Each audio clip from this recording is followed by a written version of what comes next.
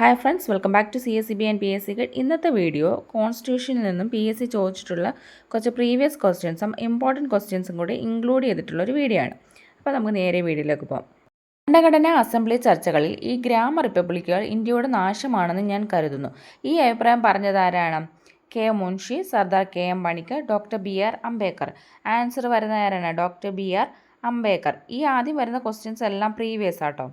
ഭരണഘടനാ നിർമ്മാണ സഭയുടെ ആദ്യ താൽക്കാലിക അധ്യക്ഷൻ ആരായിരുന്നു? അത് നമുക്ക് എല്ലാവർക്കും അറിയാവുന്നതാണ്. ആരാണ്? സച്ചിദാനന്ദ സിൻഹ. 1935 ഇന്ത്യ ഗവൺമെൻറ് ആക്ടിൻ്റെ ഏത് സവിശേഷതയാണ് ഇന്ത്യൻ ഭരണഘടന സ്വീകരിക്കാത്തത്? ആൻസർ വരുന്ന ഏതാണ്? C, plural executive. ഭരണഘടനാ അസംബ്ലിയുമായി ബന്ധപ്പെട്ട് താഴെ പറയുന്ന പ്രസ്താവനകൾ പരിഗണിക്കാം. ഒരു ഭരണഘടനാ അസംബ്ലി എന്ന ആശയം ആദ്യമായി മുന്നോട്ട് വെച്ചത് ജവഹർലാൽ നെഹ്റുവാണ്. നിയമനിർമ്മാണ സഭയിലെ ആകെ അംഗങ്ങൾ 389 ആയിരുന്നു. മഹാത്മാഗാന്ധി ഭരണഘടനാ അസംബ്ലിയിലെ അംഗമായിരുന്നു. മുകളിൽ നൽകിയിരിക്കുന്ന പ്രസ്താവനകളിൽ ഏതാണ് ശരി? നിയമനിർമ്മാണ സഭയിലെ ആകെ അംഗങ്ങൾ എത്രയായിരുന്നു? 389 ആയിരുന്നു. എന്നാൽ മഹാത്മാഗാന്ധി ഭരണഘടനാ അസംബ്ലിയിലെ അംഗമായിരുന്നില്ല. ഒരു ഭരണഘടനാ അസംബ്ലി എന്ന ആശയം ആദ്യമായി മുന്നോട്ട് വെച്ചത് MN റോയിയാണ്. അപ്പോൾ ഇതിൽ സെക്കൻഡ് ഓപ്ഷൻ മാത്രമാണ് ശരിയായിട്ടുള്ളത്. 1949 നവംബർ 26 മുതൽ പ്രാബല്യത്തിൽ വന്ന ഇന്ത്യൻ ഭരണഘടനയുടെ താഴെ പറയുന്ന വ്യവസ്ഥകളിൽ ഏതാണ്? ഉത്തരം ഏതാ വരുന്നത്? ആൻസർ സി, പൗരത്വമാണ്. ഭരണഘടനയുടെ ഔദ്യോഗിക കാലിഗ്രാഫർ ആരാണ്? പ്രേം ബിഹാരി നരേൻ റേസാദ. താഴെ പറയുന്നവയിൽ ആരാണ് ഇന്ത്യൻ ഭരണഘടനയുടെ ഡ്രാഫ്റ്റിംഗ് കമ്മിറ്റിയിൽ അംഗമല്ലാത്തത്? ഓപ്ഷൻസ് നോക്കാം. BR Ambedkar, KM Munshi, Muhammad Saadulla, Jawaharlal Nehru. അപ്പോൾ ഇതിൽ ആൻസർ വരുന്നത് ജവഹർലാൽ നെഹ്റു ആണ്. നെഹ്റു ഏതൊക്കെ കമ്മിറ്റിയിലായിരുന്നു? യൂണിയൻ പവേഴ്സ് കമ്മിറ്റി, അല്ലെന്നുണ്ടെങ്കിൽ കോൺസ്റ്റിറ്റ്യൂഷൻ കമ്മിറ്റി, ഇതിലൊക്കെയായിരുന്നു നെഹ്റു അംഗമായിട്ടുണ്ടായിരുന്നത്. BR അംബേദ്കർ, KM മുൻഷി, മുഹമ്മദ് സാദുള്ള ഇത് ഡ്രാഫ്റ്റിംഗ് കമ്മിറ്റിയിലെ അംഗങ്ങളാണ്. മനുഷ്യാവകാശങ്ങളുടെ സാർവത്രിക പ്രഖ്യാപനത്തിൻ്റെയും ഇന്ത്യൻ ഭരണഘടനാ അസംബ്ലിയുടെയും ഭാഗമായ വനിതാ അംഗത്തെ തിരിച്ചറിയാം. ആൻസർ ഏതാണ്? ഹൻസ ജീവരാജ് മേത്തയാണ് ആൻസർ വരുന്നത്. 1946 ഭരണഘടനാ അസംബ്ലിയുടെ ആകെ അംഗസംഖ്യ എത്രയായിരുന്നു? 389. ഇതൊക്കെ റിപ്പീറ്റഡ് ആയിട്ട് വരുന്ന ക്വസ്റ്റ്യൻസ് ആണ് കേട്ടോ. ഭരണഘടനാ അസംബ്ലി രൂപീകരിച്ചത് എന്തിൻ്റെ വ്യവസ്ഥകൾ അല്ലെങ്കിൽ നിർദ്ദേശങ്ങൾ അനുസരിച്ചാണ്? എന്തിൻ്റെയാണ്? Cabinet mission 1946. അതിൻ്റെ ബേസിലാണ് ഭരണഘടനാ അസംബ്ലി നിലവിൽ വരുന്നത്. ഭരണഘടനാ നിർമ്മാണ സഭയെ സംബന്ധിച്ച് താഴെ പറയുന്ന പ്രസ്താവനകൾ പരിശോധിക്കുക. 1947 ഓഗസ്റ്റ് 14 അർദ്ധരാത്രിയിൽ ഭരണഘടനാ നിർമ്മാണ സഭ ഇന്ത്യയുടെ നിയമനിർമ്മാണ സഭയായി മാറി. നിയമനിർമ്മാണ സഭയായി സമ്മേളിക്കുമ്പോൾ GV മാവലങ്കർ ആയിരുന്നു സ്പീക്കറായിരുന്നത്. ഭരണഘടന തയ്യാറാക്കാൻ എടുത്ത സമയം 2 വർഷം 10 മാസം 18 ദിവസം. ഇതിൽ ശരിയായ പ്രസ്താവന അല്ലെങ്കിൽ പ്രസ്താവനകൾ ഏതൊക്കെയാണ്? 1ഉം 2ഉം മാത്രമാണ്. മൂന്നാമത്തെ ഓപ്ഷൻ എന്തുകൊണ്ടാണ് തെറ്റ്? ഭരണഘടന തയ്യാറാക്കാനെടുത്ത സമയം 2 വർഷവും 11 മാസവും 18 ദിവസവുമാണ്. അപ്പോൾ 1ഉം 2ഉം എന്താണ്? ശരിയാണ്. ഭരണഘടന നിലവിൽ വന്നതിനെക്കുറിച്ച് ശരിയായ പ്രസ്താവനകൾ ഏവം. 1949 നവംബർ 26 ഭരണഘടന സ്വീകരിക്കപ്പെട്ടു. പൗരത്വം, തിരഞ്ഞെടുപ്പ് തുടങ്ങിയ വകുപ്പുകൾ 1949 നവംബർ 26 തന്നെ നിലവിൽ വന്നു. ഭരണഘടന പൂർണ്ണമായി നിലവിൽ വന്നത് 1950 ജനുവരി 24 ഈ പറഞ്ഞ ശരിയായിട്ടുള്ള പ്രസ്താവനകൾ ഏതൊക്കെയാണ്? 1ഉം 2ഉമാണ്. കാരണം ഭരണഘടന പൂർണ്ണമായി നിലവിൽ വന്നത് 1950 ജനുവരി 26 ഇമ്പോർട്ടൻറ്റ് പോയിന്റ്സ് നോക്കാം. ദേശീയ നിയമദിനമായി ആഘോഷിക്കുന്നത് എന്നാണ്? നവംബർ 26. ഭരണഘടനാ നിർമ്മാണ സഭയുടെ അവസാന സമ്മേളനം നടന്നത് 1950 ജനുവരി 24 ഭരണഘടനയിൽ ഒപ്പുവെച്ച അംഗങ്ങളുടെ എണ്ണം എത്രയാണ്? 284. കോൺസ്റ്റിറ്റ്യൂഷൻ അസംബ്ലിയിൽ 389 അംഗങ്ങൾ ഉണ്ടായിരുന്നെങ്കിലും ഒപ്പുവെച്ച അംഗങ്ങളുടെ എണ്ണം എത്രയാണ്? 284. ഇനി ദേശീയ പതാക അംഗീകരിച്ചതെന്നാണ്? 1947 ജൂലൈ 22 ദേശീയ പതാക അംഗീകരിക്കുന്നത്. ഭരണഘടന നിലവിൽ വന്ന സമയത്തെ വകുപ്പുകൾ എത്ര അല്ലെങ്കിൽ ആർട്ടിക്കിൾസ് എത്രയാണ്? 395. ഭരണഘടന തയ്യാറാക്കാൻ ചെലവായ തുക എത്രയാണ്? 64 ലക്ഷം രൂപ. ദേശീയ ഗീതം അംഗീകരിച്ചത് എന്നാണ്? 1950 ജനുവരി 24. എന്നാൽ ദേശീയ മുദ്ര അംഗീകരിച്ചത് 1950 ജനുവരി 26 ഇതൊക്കെ വളരെ ഇമ്പോർട്ടൻ്റ് ആയിട്ടുള്ള പോയിന്റ്സ് ആണ് കേട്ടോ. കുറച്ച് ഡേറ്റ്സും കൂടെ നമുക്ക് നോക്കാം. 1949 നവംബർ 26 ഭരണഘടന സ്വീകരിക്കുകയാണ് ചെയ്തത്.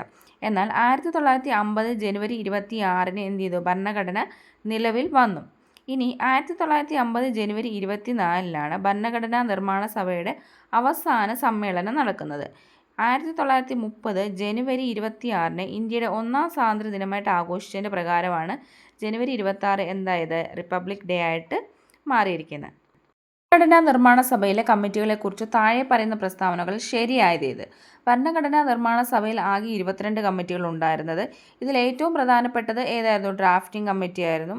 ഇനി സ്റ്റിയറിംഗ് കമ്മിറ്റിയുടെ ചെയർമാൻ സർദാർ വല്ലഭായ് പട്ടേലായിരുന്നു. അപ്പോൾ ഇതിനകത്ത് ശരിയായിട്ടുള്ളത് 1ഉം 2ഉം ആണ്. മൂന്നാമത്തെ ഓപ്ഷനിൽ പറയുന്ന സ്റ്റിയറിംഗ് കമ്മിറ്റിയുടെ ചെയർമാൻ ഡോക്ടർ രാജേന്ദ്ര പ്രസാദ് ആയിരുന്നു. കമ്മിറ്റികളും അവയുടെ ചെയർമാൻമാരും തമ്മിലുള്ള ജോഡികൾ പരിശോധിക്കുക. Union powers committee Jawaharlal Nehru, fundamental rights sub committee JB Kripalani, minority sub committee HC Mukherjee, provincial constitution committee doctor BR Ambedkar. ഇതിൽ തെറ്റായ ജോഡി ഏതാണ്? ഓപ്ഷൻ ബി, അതായത് 4 മാത്രമാണ്. എന്താണ്? പ്രൊവിൻഷ്യൽ കോൺസ്റ്റിറ്റ്യൂഷൻ കമ്മിറ്റിയുടെ ചെയർമാൻ സർദാർ പട്ടേലും BR അംബേദ്കർ ഡ്രാഫ്റ്റിംഗ് കമ്മിറ്റിയുടെ ചെയർമാനുമായിരുന്നു. ആയിട്ടുള്ള കുറച്ച് കമ്മിറ്റീസ് നോക്കിയാലോ. ജവഹർലാൽ നെഹ്റു ചെയർമാനായിട്ടുള്ള കമ്മിറ്റികൾ ഏതൊക്കെയാണ്? യൂണിയൻ പവേഴ്സ് കമ്മിറ്റി, അതുപോലെ union constitution committee, state committee. Union powers, union constitution, അതുപോലെ state committee. Doctor Rajendra Prasad ചെയർമാനായ കമ്മിറ്റികളാണെങ്കിൽ rules of procedure, steering committee. Sardar Patel ചെയർമാനായിട്ട് കമ്മിറ്റികൾ provincial constitution committee, advisory committee. അതായത് മൗലിക അവകാശങ്ങളിൽ ന്യൂനപക്ഷങ്ങൾ, ഇതൊക്കെയാണ് സർദാർ പട്ടേൽ ചെയർമാനായിട്ടുള്ള കമ്മിറ്റീസ് വരുന്നത്. ഡ്രാഫ്റ്റിംഗ് കമ്മിറ്റിയെക്കുറിച്ച് താഴെ പറയുന്ന പ്രസ്താവനകൾ പരിശോധിക്കുക. 1947 ഓഗസ്റ്റ് 29-നാണ് ഡ്രാഫ്റ്റിംഗ് കമ്മിറ്റി നിലവിൽ വന്നത്. BR അംബേദ്കർ ഉൾപ്പെടെ 7 അംഗങ്ങളാണ് ഈ കമ്മിറ്റിയിൽ ഉണ്ടായിരുന്നത്.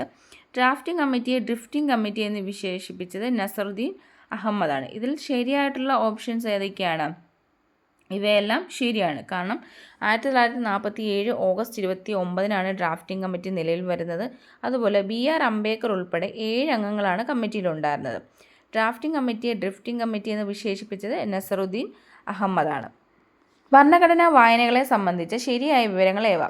ഭരണഘടനയുടെ ഒന്നാം വായന അല്ലെങ്കിൽ ഫസ്റ്റ് റീഡിംഗ് നടന്നത് 1948 നവംബർ 4-നാണ്. രണ്ടാം വായനയിൽ ഏകദേശം 7653 ഭേദഗതികൾ നിർദ്ദേശിക്കപ്പെട്ടു.